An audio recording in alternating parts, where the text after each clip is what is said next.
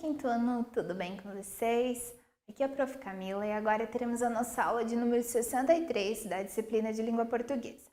Hoje a gente vai trabalhar sobre texto teatral.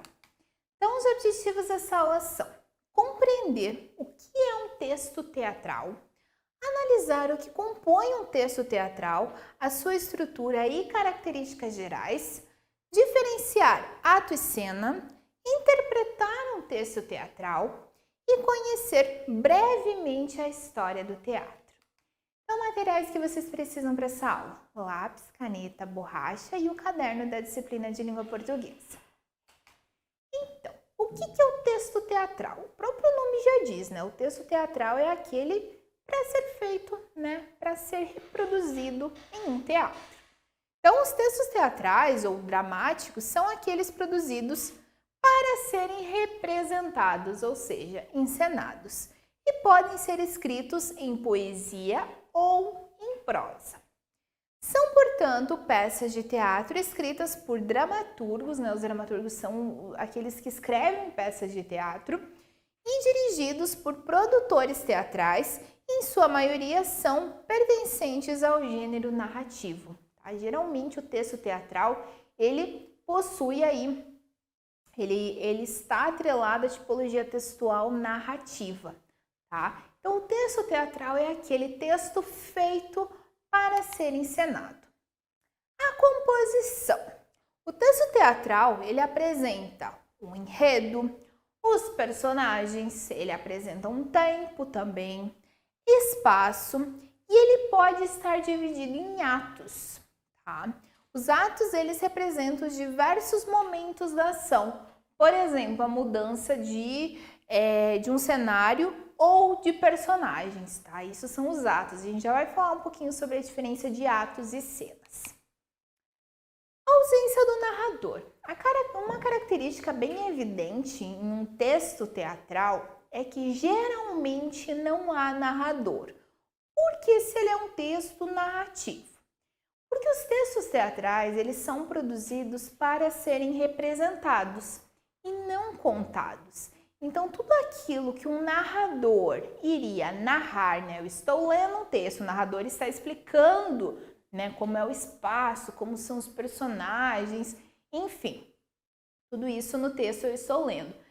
Agora, se o teatro é feito para ser encenado, tudo isso que o narrador estaria narrando, eu estou visualizando, Eu, como espectador, consigo visualizar todos esses acontecimentos, consigo perceber qual é o local que os personagens estão inseridos, consigo perceber as características físicas dos personagens, tá? Então, por isso que geralmente, tá? Não há narrador em textos teatrais. Algumas características desse tipo de texto. Eles são textos feitos para serem encenados, então esse é o objetivo.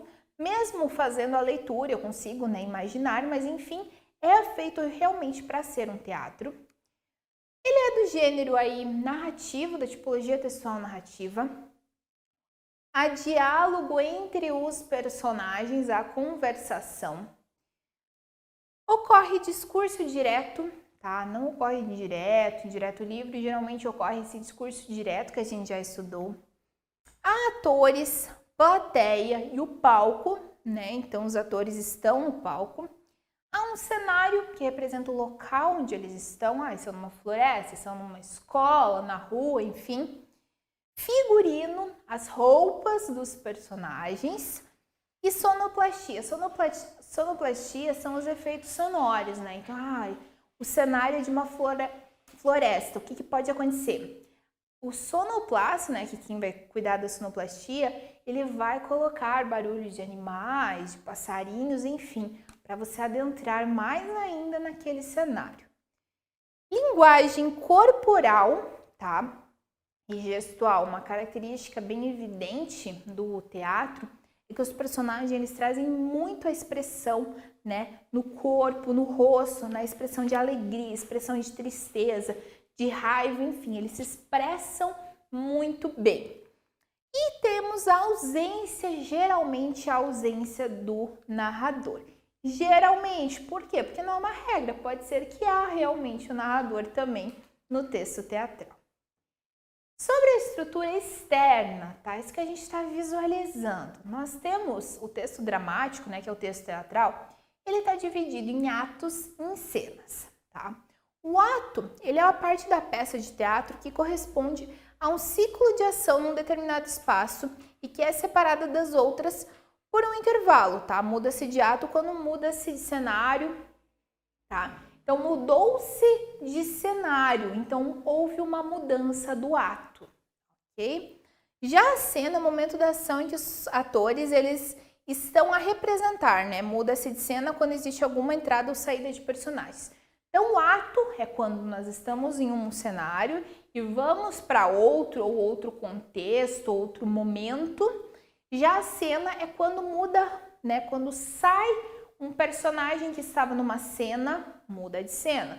Quando entra um personagem, muda de cena também. Falas e indicações cênicas. O texto dramático ele é constituído pelas falas ou réplicas das personagens que são representadas em um discurso direto.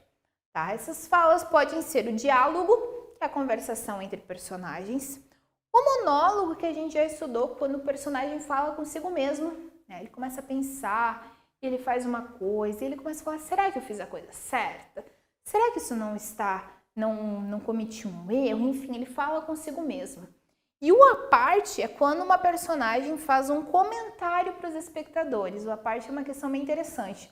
Quando o personagem está vivendo aí as suas ações e de repente ele começa a perguntar para o público ou começa a conversar com o público. Isso ajuda bastante a prender a atenção aí dos espectadores. Pessoal, trouxe para vocês um trecho, né? Na verdade aqui seria uma cena, a 8ª cena do Dragão Verde, o Dragão Verde, tá? Percebam que sempre quando a gente vai começar o texto, a gente fala, né, tal ato, tal cena, enfim. E antes de dar entrada aí ao diálogo, né, nesse caso diálogo, nós temos um trechinho que explicita mais ou menos como está acontecendo, tá? Não estou visualizando a peça, então eu preciso saber aonde que aqueles personagens estão inseridos. Então, o Dragão Verde, 8ª cena, na floresta, Pedrinho pergunta ao velho sábio, então aparece o velho sábio, tá? Então aqui a gente se localiza, estamos na floresta, há um personagem chamado Pedrinho e nós temos um velho sábio.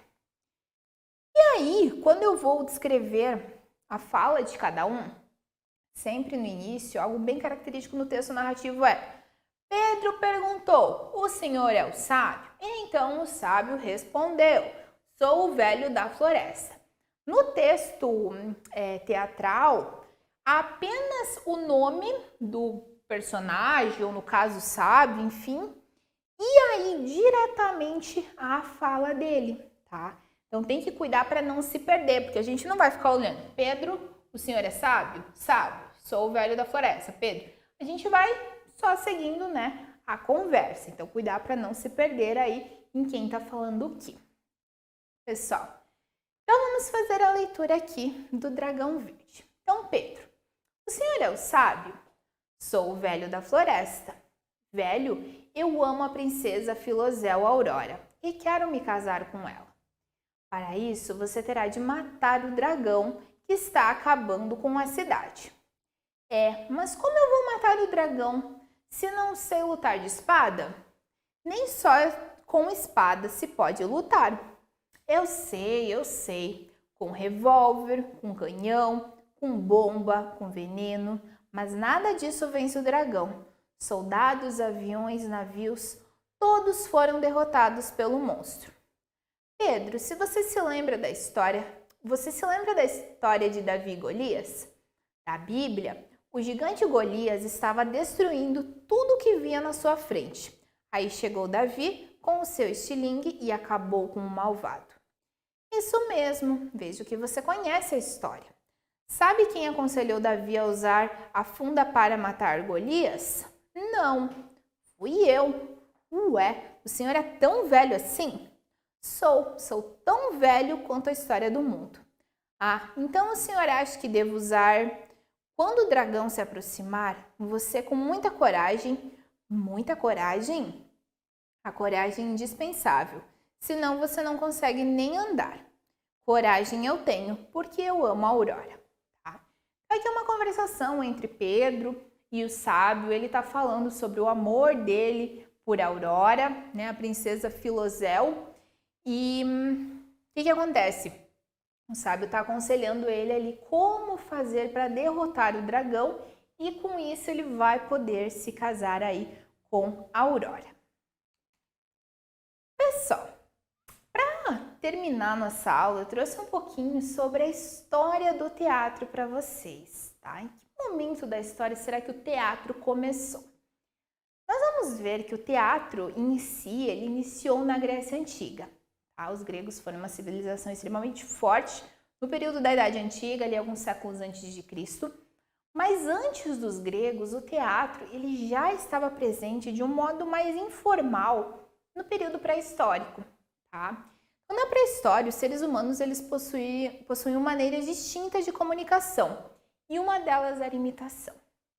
O teatro, artes cênicas, nada mais é do que o quê? Imitar, tá? Então existe um personagem que executa tal ação, uma pessoa vai aderir tais ações e vai reproduzir elas para um público, tá? Muito provavelmente, os homens das cavernas, eles foram desenvolvendo gestos que se assemelhavam aos animais. Então acredita-se que quando os homens iam à caça e eles voltavam para suas casas, para suas cavernas, eles queriam contar para os seus companheiros aí como que foi a caça. Mas como eles ainda não tinham desenvolvido a fala, né, uma forma aí de linguagem, palavras, enfim, eles faziam isso de modo de gestos, tá? Gesticulando.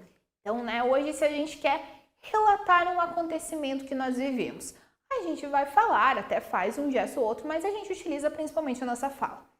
Eles não falavam, então eles utilizavam muito o corpo para estar representando tudo o que havia acontecido. Tá? Então aí começou-se essa ideia de imitação, que a gente pode dizer como o início mais informal do teatro.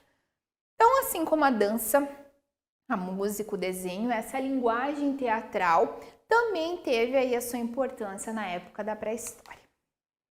E agora a gente vai falar sobre o surgimento realmente do teatro na Grécia Antiga.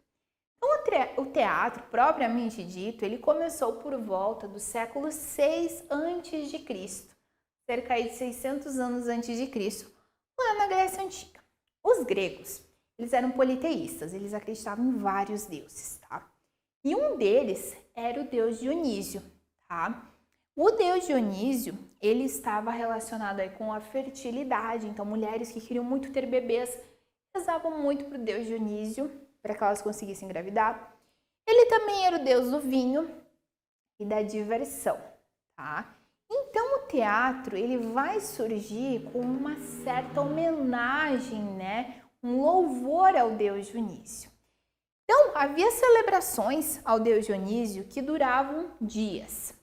E elas ocorriam numa época de colheita, tá? Então, quando eles faziam a colheita ali da uva, entre outros itens, né? Eles faziam aí muitas homenagens, né? Agradecendo Dionísio por todo esse alimento. A participação dos cidadãos era bem intensa e havia uma espécie de procissão que eles chamavam de ditirambo, tá?